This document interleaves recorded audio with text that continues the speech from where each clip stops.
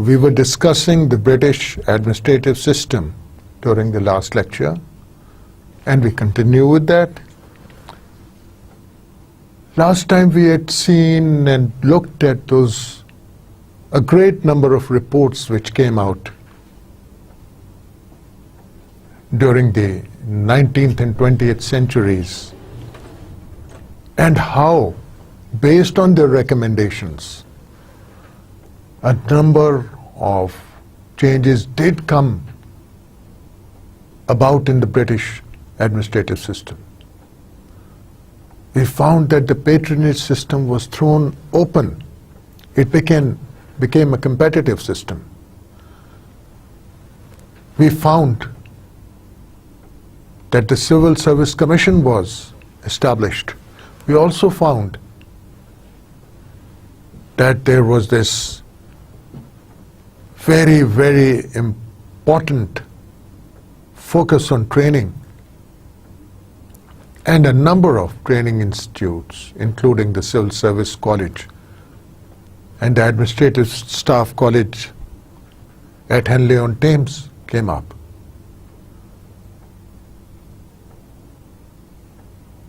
And the services got unified. Proper gradation was established.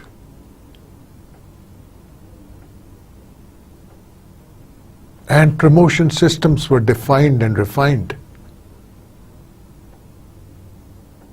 So we can say that starting with the Trevelyan Report up to the Fulton Report, these two major landmarks in the history of development of the bureaucracy in the UK, there were immense changes, and all for the good.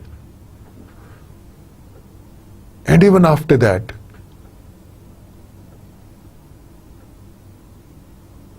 there were many reports and suggestions and recommendations, but they were focused on different aspects of the civil service. Some of them did get incorporated.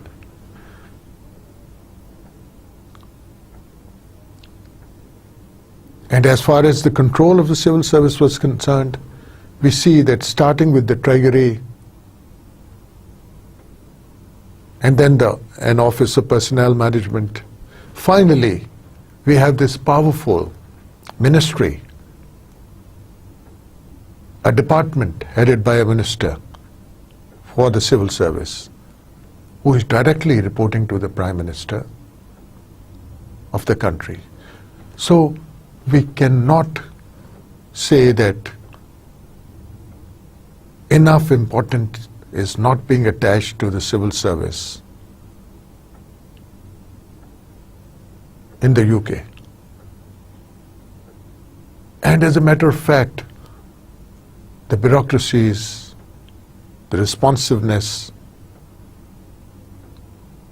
the efficiency, and the service delivery, service to the common man, especially the welfare aspects in the UK.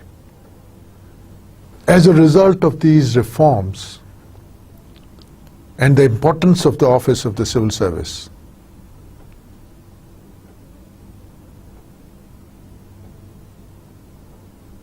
are extremely, extremely positive.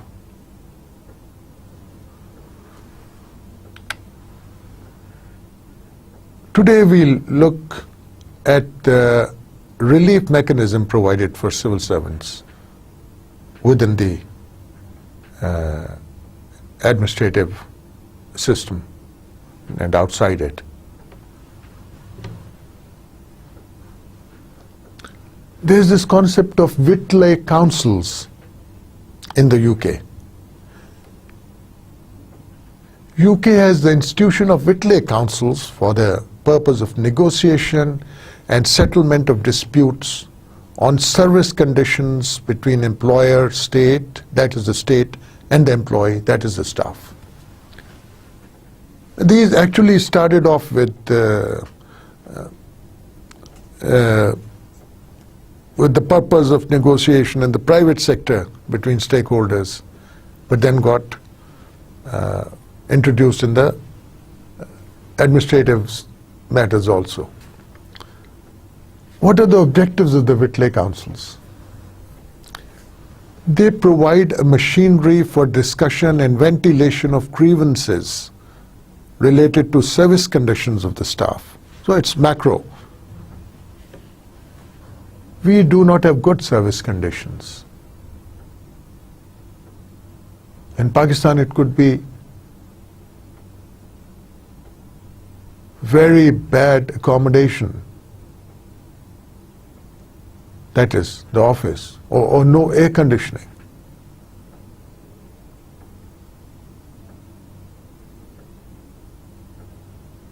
Or lack of equipment, required equipment. We know in thanas in Pakistan, you don't even find paper to write FIR on, they say, at least in the state dramas.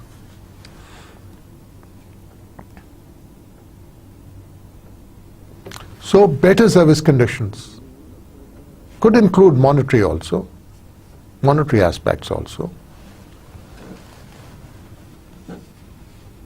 So there is this platform of Whitley Councils where some members of the council represent the state and the others represent the employees, and they discuss for the betterment of the employees.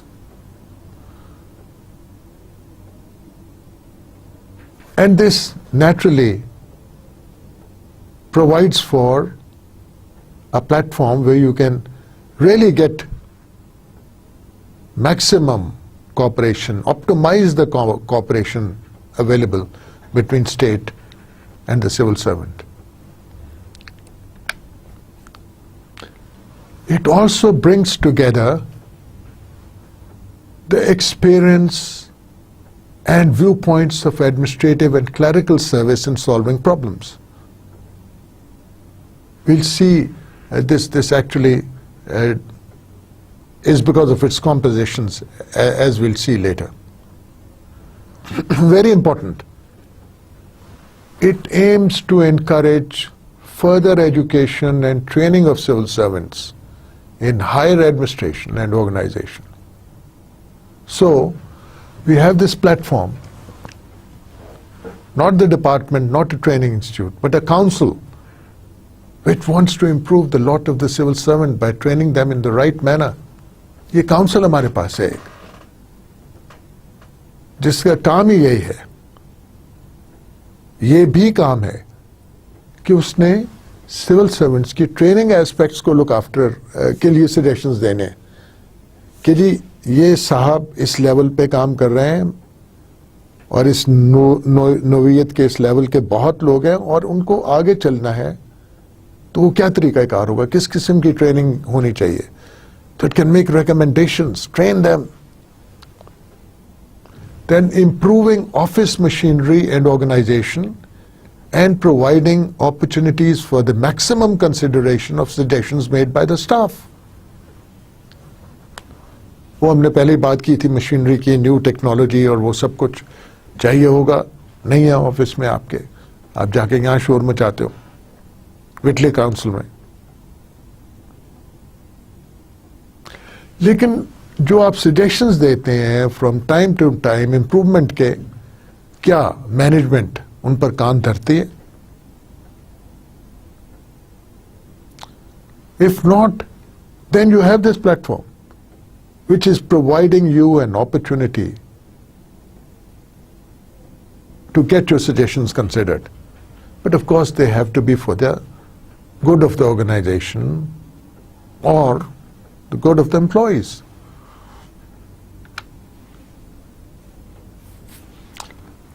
They bring together, we have looked at this one, I believe,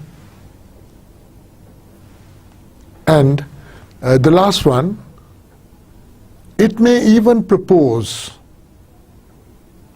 legislation so far as it has a bearing on the position of civil servant in relation to their employment.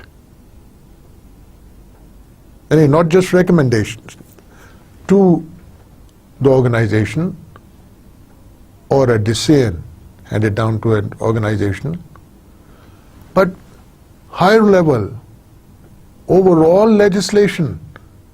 It can propose legislation to the parliament that the civil servants and their employment, related to the civil servant and their employment. And it is in a position to do so because periodically, rather regularly, it is listening to the problems of the civil servant, and it has an idea of the kind of trainings going on, the working conditions, and the performance of the organization. So it is in a position very much to propose legislation. It has that knowledge base to do so.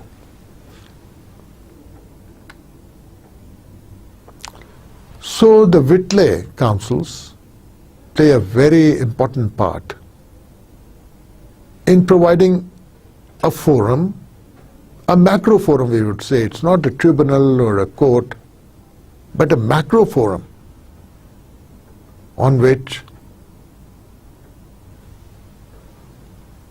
the relevant people come. There are officers who are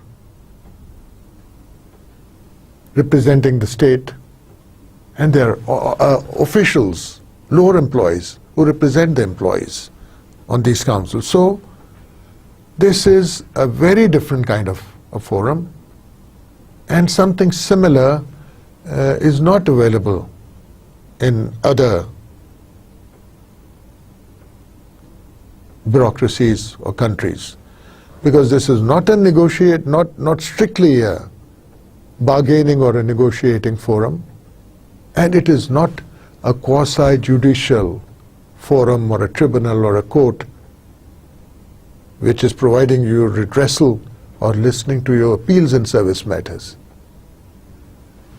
These Whitley councils aim to improve the lot of the civil servant and make the organization better, more productive.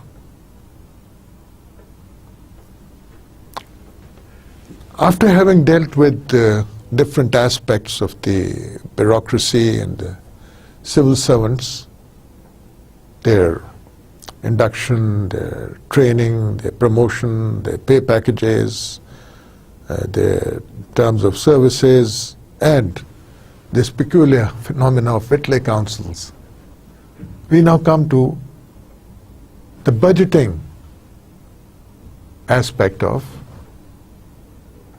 the system. अब हम national budget की बात करेंगे, UK के national budget की. National budget जो है वो एडमिनिस्ट्रेटिव सिस्टम का कोर है एक तरीके से, क्योंकि उसी बजट में तमाम उन महकमों के फंड्स एलोकेट होने हैं जिन महकमों में वो सिविल सर्वेंट्स काम कर रहे हैं.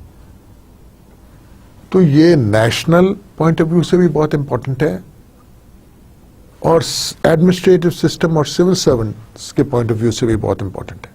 हमारे यहाँ मसलन हमेशा कहा जाता है कि लॉ एंड ऑर्डर पर और पैसे क्यों नहीं मुख्तस हुए. क्राइसिस के लिए, फ्लड, अर्थक्वेक्स, डिस्प्लेस्ड पर्सन्स, किस मद में होते हैं पैसे. इसी तरह सारी मिनिस्ट्रीज जो हैं पाकिस्तान में और दूसरे मुल्कों में भी कंपीट करती हैं बजट में to get the maximum they can. वो अपने अपने प्रोग्राम बनाकर ले जाती हैं, वो अपने बजट्स को जस्टिफाई करती हैं. जो भी फोरम हो उस पे ये बजट बनाने का एक तरीकाकार होता है, एक प्रोसेस होता है, पूरा एक कैलेंडर होता है कि फलां तारीख को मुख्तलिफ मुल्क मुख्तलिफ फाइनेंशियल ईयर्स फॉलो करते हैं और उसी हिसाब से उनका कैलेंडर भी मुख्तलिफ हो सकता है। पाकिस्तान में आपको पता है कि and June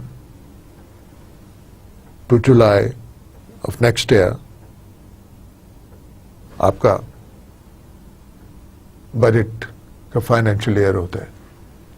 not so in the UK, it begins on 1 April and ends on 30 मार्च।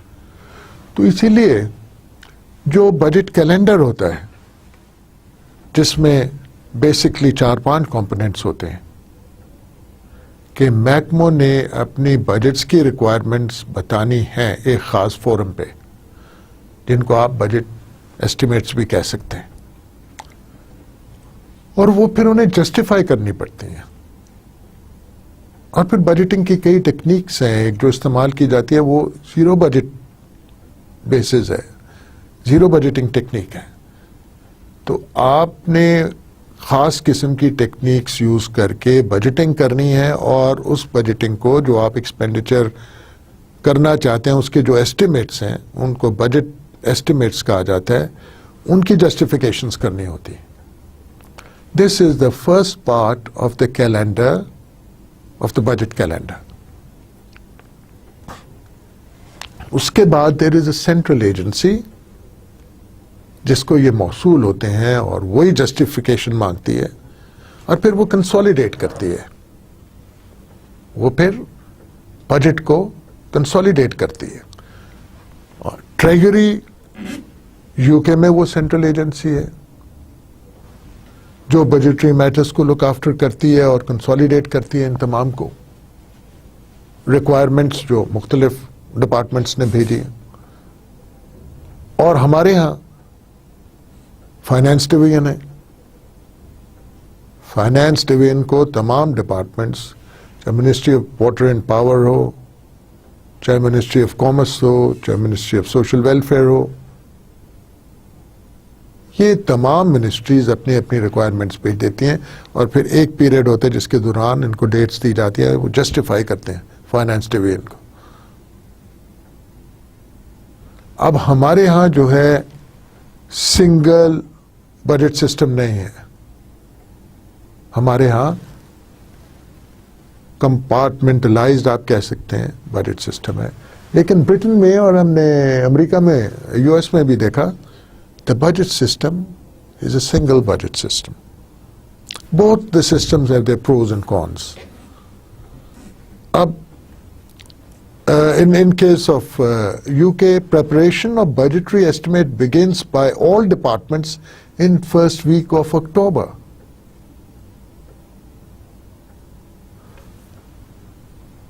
आपने जाके बजट जो है, आपका प्रेजेंट बजट जो है 30 मार्च को खत्म होना है, लेकिन उससे 6 महीने पहले अक्टूबर में ही आप स्टार्ट कर देते हैं preparation of budgetary estimates and then they get submitted to the treasury in UK. हमारा भी ऐसे ही है, तकरीबन 6 महीने पहले ये अमल शुरू हो जाता है।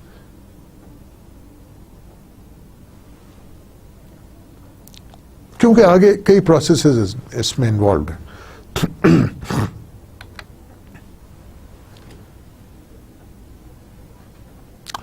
उसके बाद ये कंसोलिडेट होगा budget. The finance division will send the final draft of the budget in Pakistan to the finance minister for approval before it is presented to the parliament.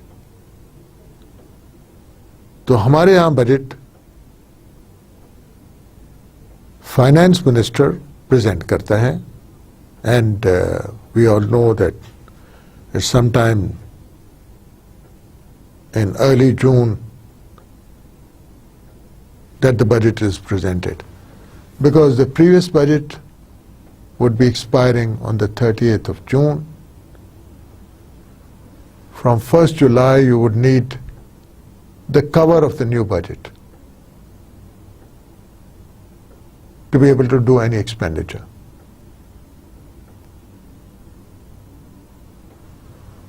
in case of the UK,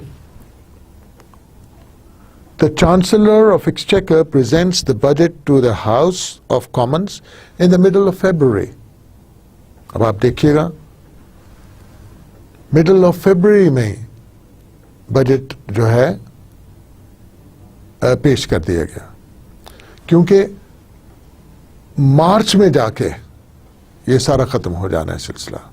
तो यहां पर 1.5 महीने के करीब पहले, हमारे यहां तकरीबन महीना या उससे भी कम पहले बजट पेश किया जाता है। प्रीवियस बजट के लैप्स होने से तकरीबन 1.5 महीना पहले यूके में जो चांसलर ऑफ एक्सचेकर हैं वो पेश कर देते हैं बजट। हमारे यहाँ finance minister in a budget speech पेश करते हैं, वहां ऐसा सिलसिला नहीं है। यूके में स्पीच नहीं है, वहां पे बजट डॉक्यूमेंट्स पेश किए जाते हैं।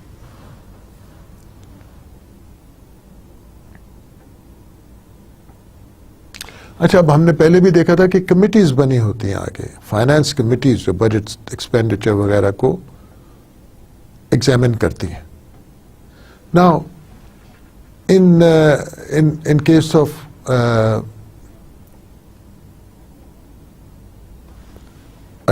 of UK, it is not the subcommittees or the committees dealing with finance or budget which examine the budget. It is the whole house, the lower house to whom the budget has been presented, the House of Commons. ये पूरे का पूरा house जो है committee की शक्ल इख्तियार कर जाता है और हर मेंबर इस कमेटी का इवैल्यूएट करता है या उसको करना चाहिए बजट को, अपने आइडियाज देता है, उसको क्रिटिसाइज करता है वगैरह वगैरह। और ये सारा जो सिलसिला है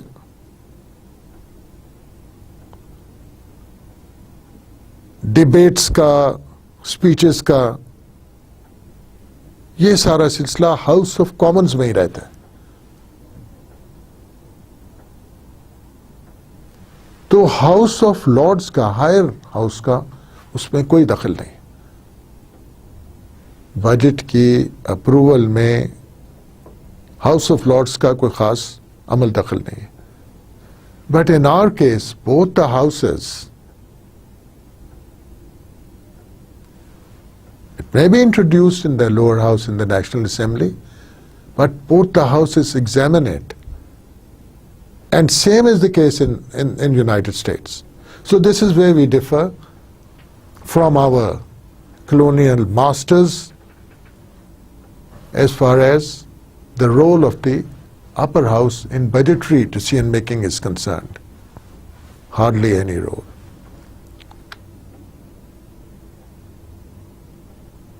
अच्छा, फिर कुछ टाइम लिमिट्स हैं आगे वो इन्होंने रखी हुई कि जो भी डिबेट्स हो रही हैं हाउस ऑफ कॉमन्स में, बड़ी धुआंधार डिबेट्स होती हैं।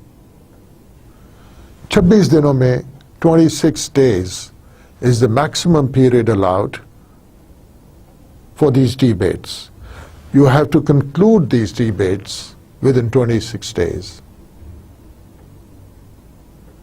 And once it is passed by the Commons, after that it has to be passed in one form or another by the House of Commons.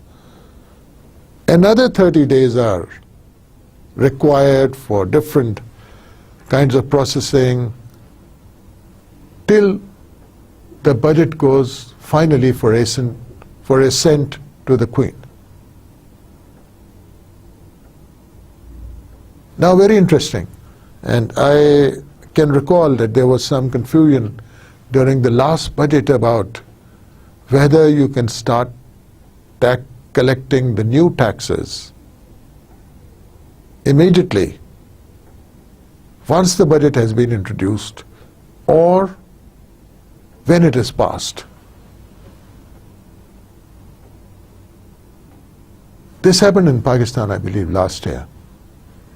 Although traditionally in Pakistan, taxes were being collected as soon as the but it was introduced. Perhaps there was no legal cover. Now in the UK, the Provisional Collection of Taxes Act of 1913, way back in 1913, authorizes the government to collect the proposed new taxes from the date of their announcement in the budget to the date of passing of the Finance Act. So this is covered. ये period जो है 1913 के एक act से UK ने cover कर दिया था और वहां भी टैक्सेस जो हैं उसी वक्त से लागू हो जाते हैं और कलेक्ट होना शुरू हो जाते हैं जब वो प्रपोज कर दिए गए हैं इन द बजट। हालांकि अभी बजट या जिसको फाइनेंस एक्ट भी कहते हैं, because budget is presented through a piece of legislation, a piece of a bill, which is the finance bill, and that becomes the Finance Act then. Now again, talking about relief, how does the public get relief from administrative excesses? मेरे साथ किसी अदारे ने ज्यादती की है, मैं क्या करूँ? फेडरल गवर्नमेंट के अदारे ने ज्यादती की। How do I get relief? मैं क्या कर सकता हूं? कहां जा सकता हूं? There can be more than one platform for relief. And one of the platforms which was introduced way back in Sweden was called Ombudsman. And in Pakistan, we also have an Ombudsman which provides relief to the citizens when they go with a complaint free of cost against the excesses or deemed excesses, as the case may be, by departments of the Federation. अब इसकी form UK में क्या है? Parliamentary Commissioner for Administration was established in 1967 on recommendations of Sir John White's committee report published in 61. It took 5-6 years to do that. What was the function of this commissioner? To investigate the complaint of citizen against maladministration by government departments. Maladministration. It would include excesses to the public. It could be overbilling. As in our case, most of the complaints relate to overbilling of various utilities, etc. Maladministration. What is maladministration? Now the Parliamentary Commissioner is in fact empowered by the Act to determine maladministration, whether or not maladministration has taken place in a particular case or in a particular event. And if so, the commissioner is supposed to provide the relief. Now what status does he hold? His status is equivalent to Controller and Auditor General, very high. As you know that the post of Auditor General in our country is a constitutional post, constitutionally protected tenure post. So very high status, equivalent to the Auditor General.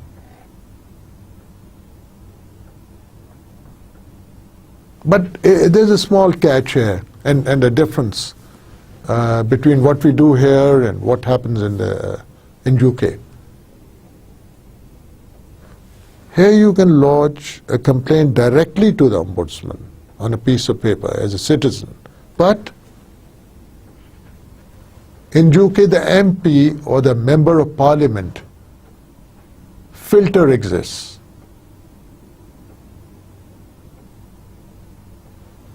It is the Member of Parliament who is going to refer member of parliament of your constituency who is going to refer your complaint to the ombudsman. This has both positive and negative connotations. Negative connotation being that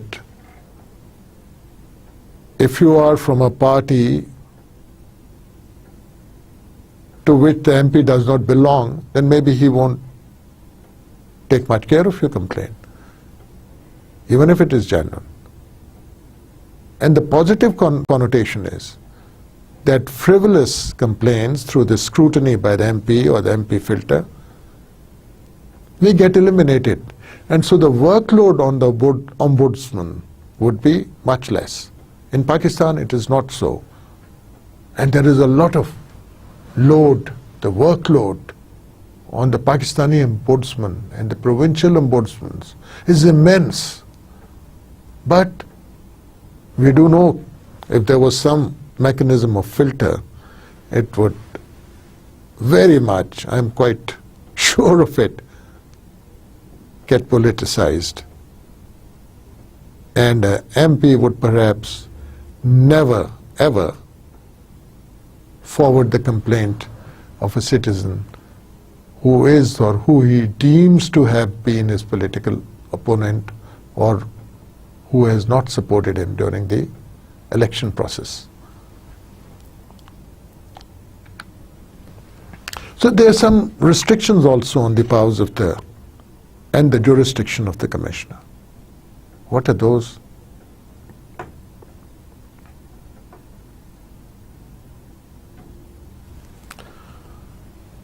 Originally, he was not empowered to investigate the cases of maladministration against local authorities, hospital boards, nationalized industries,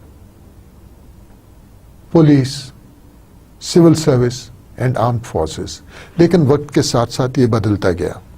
Number 2, he cannot investigate matters on which a right of appeal is open to a complainant. यानी first right जो है, अगर आपने भी exercise नहीं की तो आप वो क्यों नहीं कर लेते? यानी अगर एक लोअर ऑफिशियल ने आपका काम नहीं किया या कोई गलत काम कर दिया है तो आपको हायर ऑफिशियल के पास अपील की गुंजाइश है, तो आपने पहले वो एग्जॉस्ट करनी है. You will first go to the appellate platform और person. After having exhausted all avenues of appeals at the administrative level, not the legal level, then you go to the ombudsman. तो इससे भी workload कम होता है और ये logical भी है कि आप पहले जो रेमेडीज आपको पहले ही लॉ ने प्रोवाइड कर दी हैं विद इन द सिस्टम वो तो इस्तेमाल कर लें. He is not allowed to question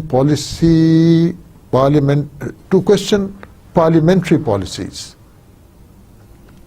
अगर पार्लियामेंट ने कोई चीज ले डाउन कर दी है, कोई लेजिस्लेशन हो गई है, पॉलिसी मेकिंग हो गई है, रूल्स एंड रेगुलेशंस बन गए, तो वो चेंज नहीं कर सकता. He can't even question them because they have been already pondered upon, examined and then laid down by the parliament. Also, he cannot question merits of discretionary administrative decisions which are taken legally and after an appropriate administrative procedure. यानी अगर कोई फैसला proper तरीके से किया गया है, जो भी उसमें लेड डाउन एडमिनिस्ट्रेटिव प्रोसीजर्स था उसको फॉलो किया गया और जिसने डिसीजन लिया है वो डिसीजन लेना उसकी डिस्क्रिशन है, तो फिर वो डिस्क्रिशन पे बेस्ड फैसला जो है उसकी अपील नहीं हो सकती ओम्बुड्समैन के पास. In other words, if law has already given discretion to a certain authority to decide in a matter, whichever way, and the authority does it, then in such discretionary decisions, the person who is feeling aggrieved may want to go to the ombudsman.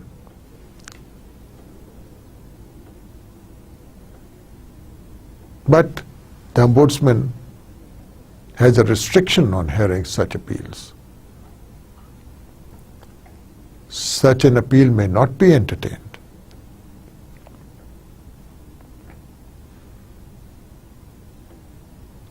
फिर एक और जो खास बात ombudsman की अपनी performance के बारे में है, that the investigation conducted by him should be private and confidential in nature. यानी ombudsman ने जो फैसला देना है, of course वो कुछ डॉक्यूमेंट्स, जो बंदा रिलीफ मांग रहा है, the client, he will be providing some documents in support of his contention.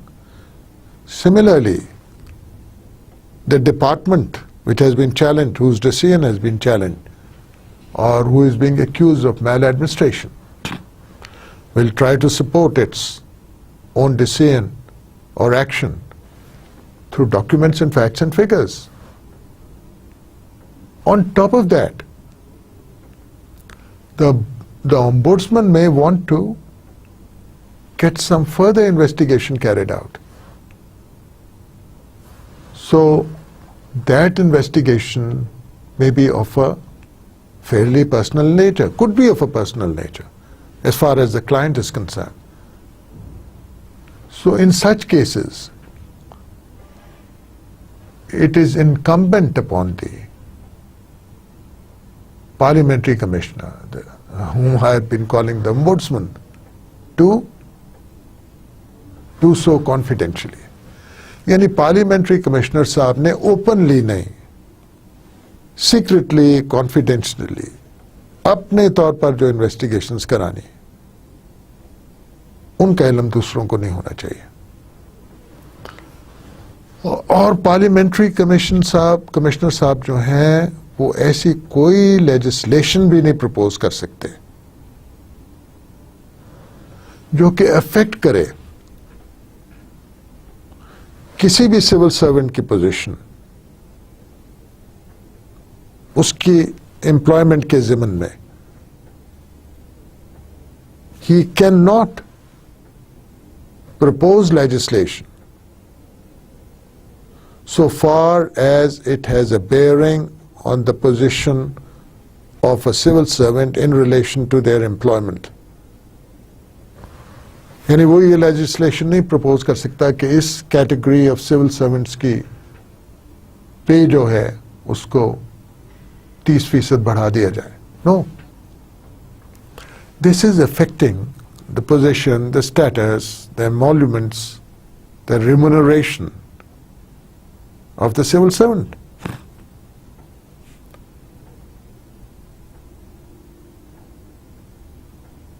Of all civil servants in a way, because others are not getting it.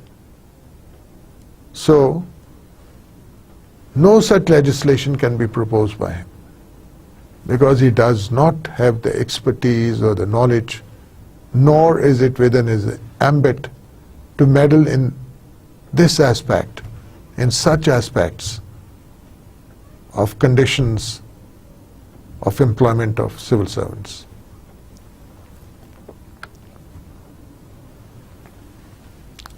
और क्या नहीं कर सकते? He cannot question merits of discretionary administrative decisions which are taken legally and after an appropriate administrative procedure. We saw that this one before also. Now we come to a very important part of a discussion of today.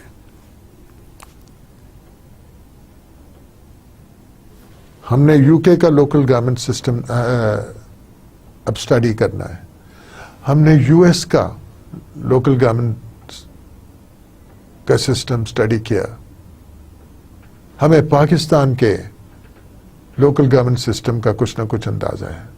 तो now let's look at what is happening in the UK as far as the local government is concerned. We know that Britain is a unitary state as opposed to a confederation. Confederation में कई units होते हैं छोटे जो मिलकर federation में जो इकट्ठे शामिल हो जाते हैं और कुछ पावर्स अपने पास उन छोटे यूनिट्स के पास रहती हैं और कुछ पावर्स फेडरल गवर्नमेंट के पास चली जाती है. That is a non unitary system of government, a federal system of government. चाहे यूनिटरी स्टेट होगी या यूनिटरी गवर्नमेंट होगी, वहां पर there are no states, no regions, no provinces which have federated together, joined together to become a bigger monolithic unity called the federation.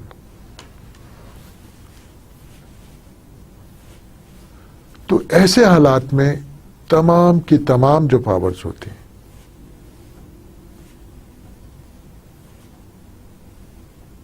वो wasted होती हैं federal government में. फेडरल गवर्नमेंट तो आप नहीं कहेंगे, जो सिंगल सुप्रीम सेंट्रल गवर्नमेंट हम यहां कह रहे हैं. All the powers of the government are vested in the single supreme central government. Central government हम जो कह रहे हैं, यानी लोकल गवर्नमेंट तो होगा लेकिन लोकल गवर्नमेंट के बीच में और सेंट्रल गवर्नमेंट के बीच में कोई गवर्नमेंट का टियर नहीं है.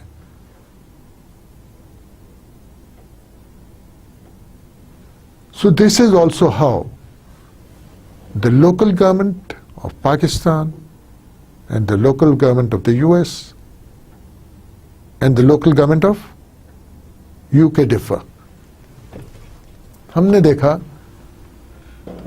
कि यूएस में भी टियर्स हैं, फेडरेशन है, उसकी अपनी पावर्स हैं लिस्टेड इन द कॉन्स्टिट्यूशन. उसके बाद स्टेट्स हैं, उनकी अपनी पावर्स हैं, again listed in the constitution. And the residual powers again go to the states. फिर states के नीचे local government का पूरा सिस्टम है.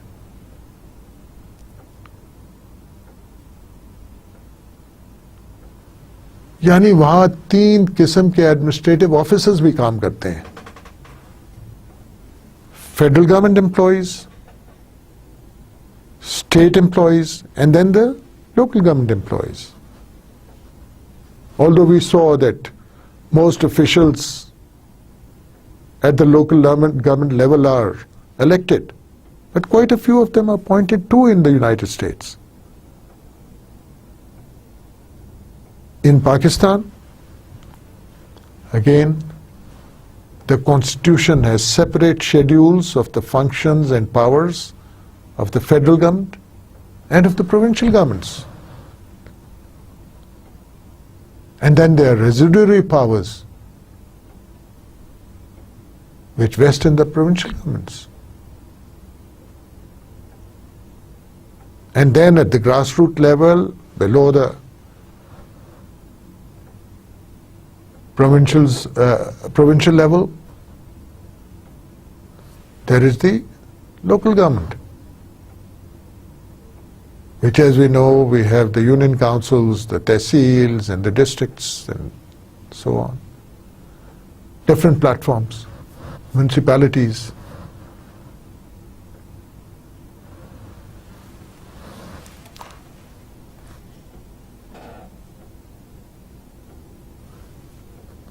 In such cases where there is a federal government and there is a tier between the federal government and the local government, that tier in the middle has a very critical position because it then controls the local governments. And it is the local governments which really serve the people at the doorstep. Those services, those essential welfare services are provided by the local government. लेकिन UK में ये है कि ऊपर आपकी state, आपकी central government तो है, बीच में कोई स्टेट गवर्नमेंट नहीं है. The next tier is the local government.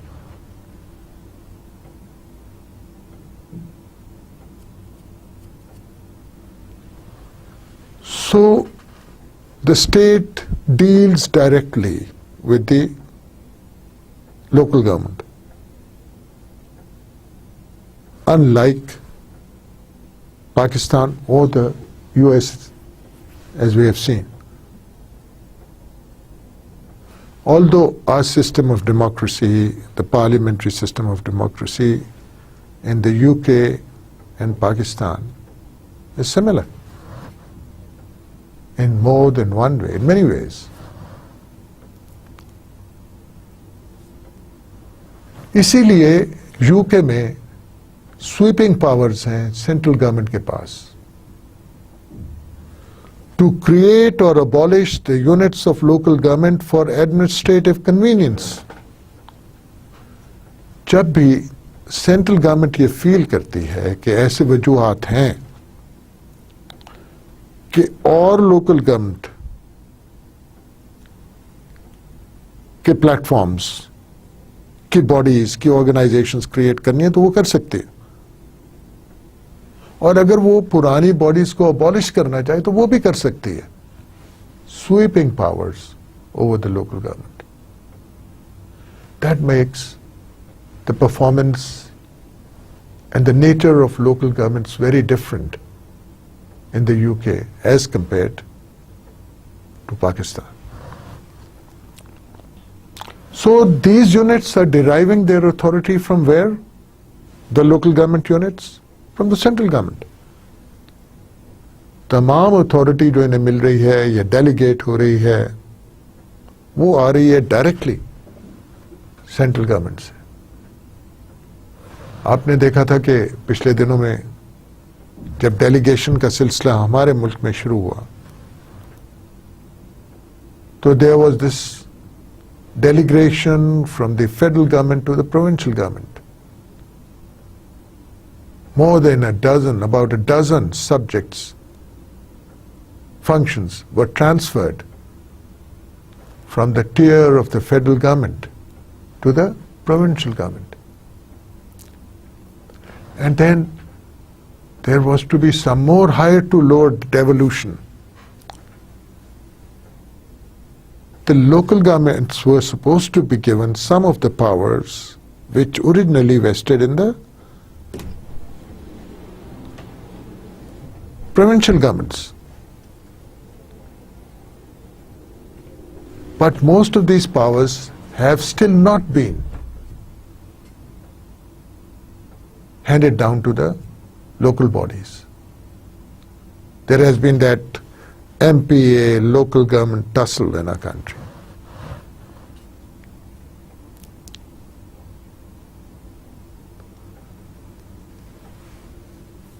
What about the UK?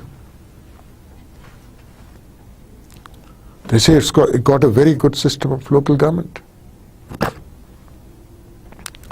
The present system of local government in England was established in 1974 by the Local Government Act of 1972, which created a two-tier system for metropolitan areas and a three-tier system for the rest, that is for the urban and rural areas mixed, put together.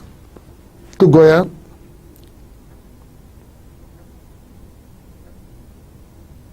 UK में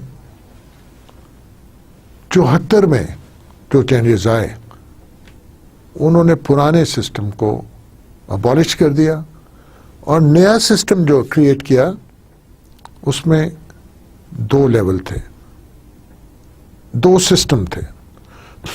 एक system जो कि बड़े शहरों के लिए था, आमतौर पे लंदन के लिए हमेशा से एक अलग किस्म का सेटअप रहा है, ग्रेटर लंदन के लिए इंक्लूडिंग द बरोज। और एक वो सिस्टम जो देहात के लिए या semi rural area, semi urban areas के लिए था, और वो 3 tier सिस्टम है। Now we'll see how this functions and what does it look like.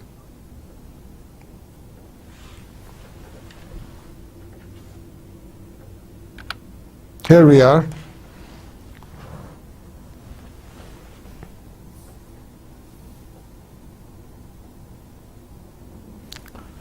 You have got non-metropolitan districts, a total of 296.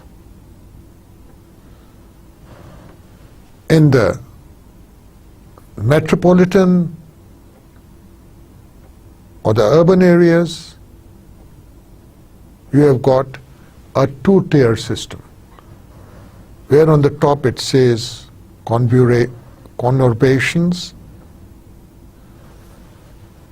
followed by metropolitan counties, and followed by the metropolitan districts. This is the urban conurbations. So in the urban areas, you have metropolitan counties or metropolitan districts, counties and districts. The number of counties is 6 and that of districts is 36. This is for the conurbation or for the urban areas. Then in the case of mixed urban and rural areas, you see that the largest number of non-metropolitan districts exist there, 296. And the number of counties here is 39 in the mixed urban and rural areas. The non-metropolitan counties are 39. So naturally, in the urban and rural areas, they are not metropolitan, they are non-metropolitan. But then we have the 3rd tier in the non-metropolitan districts, parishes or towns. This is not available either in the conurbations, that is the urban areas, or in Greater London. The concept of parishes or towns is in the semi-urban and rural areas, or the mixed urban and rural areas. अच्छा, London के लिए जैसे मैं पहले कह रहा था, they have a special system which has existed for ages now. London has boroughs and the city of London.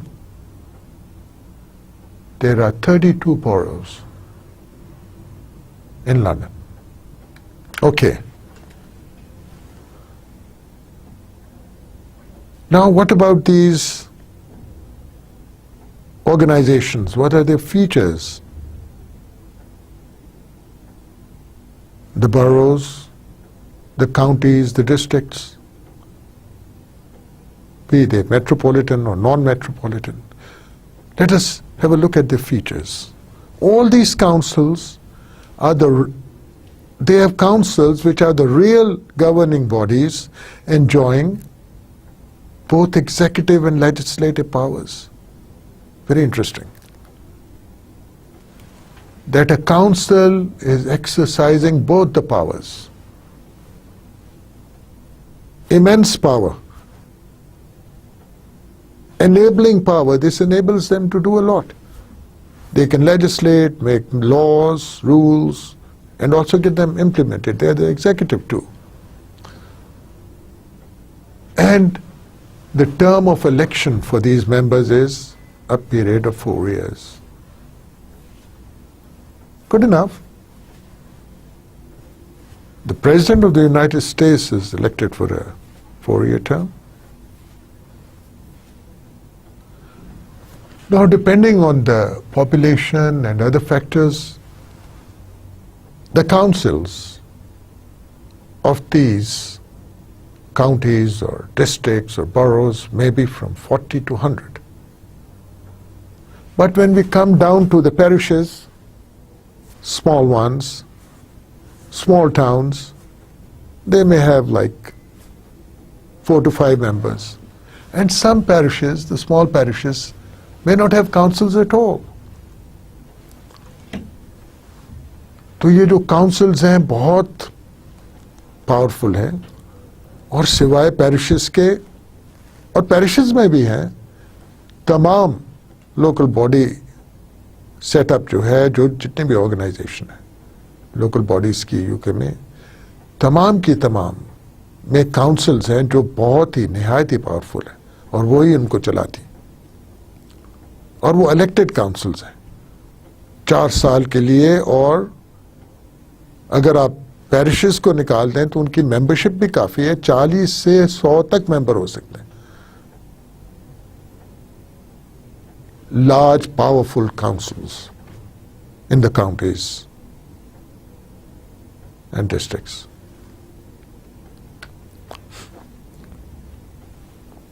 Another very interesting aspect that a council is works more on the principles of a private entity, a public corporation. And it has the collective responsibility to take and implement decisions. It legislates, takes decisions, makes policies, and then gets them implemented. The presiding officer of these councils is called the mayor or the chairman, but he is just a ceremonial head of the local authority. He's not like the mayor in the US, very powerful, especially in the powerful mayor model we saw. The go-getter mayor. No. All over the UK, पूरे UK में mayor जो है ceremonial है.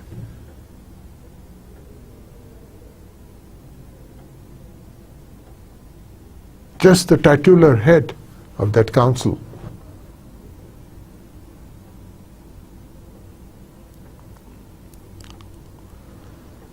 Local authorities के पास 2 किस्म की functions होती हैं मैंडेटरी एंड परमिसिव मैंडेटरी जो करनी ही है उनको and that would include like sanitation cleaning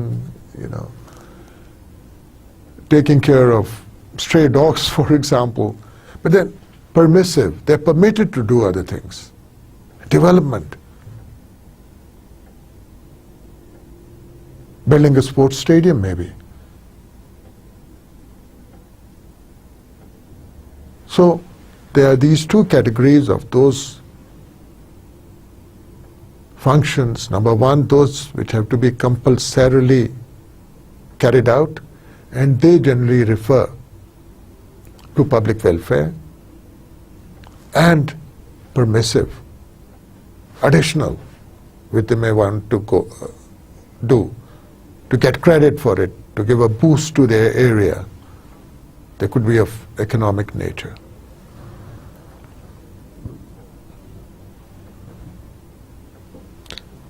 अब इतनी बड़ी लोकल अथॉरिटीज हैं इतनी ज़्यादा लोकल अथॉरिटीज हैं फिर आगे उनकी काउंसिल्स जो हैं काफ़ी बड़ी हैं 40 to 100 but the very interesting thing is that this council has a collective responsibility It is not the responsibility of one person. Just like a board of directors of a limited company or company floated on the stock exchange, each member of the board of governors, board of directors has a responsibility and can be persecuted in case of any fraud or misdeed. So collective responsibility makes these councils try to function as ethically and as well as possible. And since these ये बहुत बड़ी councils हैं, 40 से 100 तक इनके मेंबरान हो सकते हैं. It's not possible for them to function as a council. So they make up committees which supervise administration on their behalf. Now, what are the major characteristics of the local government setup in UK as we have seen it now? First is decentralization. Although one would imagine that there's no tier in between, there would be a tendency on the part of the central government to keep a lot of powers with it. But actually it is not so. As we saw, the councils have a lot of powers, both compulsory or mandatory and permissive. और ये जो permissive वाला सिलसिला है, ये इनको बहुत ही leeway देता है. यहाँ बहुत ही ज्यादा गुंजाइश आ जाती है काम करने की. और फिर चूंकि बीच में दूसरा टियर नहीं है, स्टेट गवर्नमेंट है नीचे, उसके ये लोकल गवर्नमेंट है, बीच में कोई प्रोविंशियल गवर्नमेंट्स या कोई और टियर नहीं है, तो जाहिर है जो काम है इन दोनों में ही डिवाइड होने. तीसरा तो कोई काम करने वाला, पब्लिक के काम करने वाला या पब्लिक एडमिनिस्ट्रेशन चलाने वाला टियर नहीं है. से hence the decentralization. Legislative dominance, ये बहुत important है.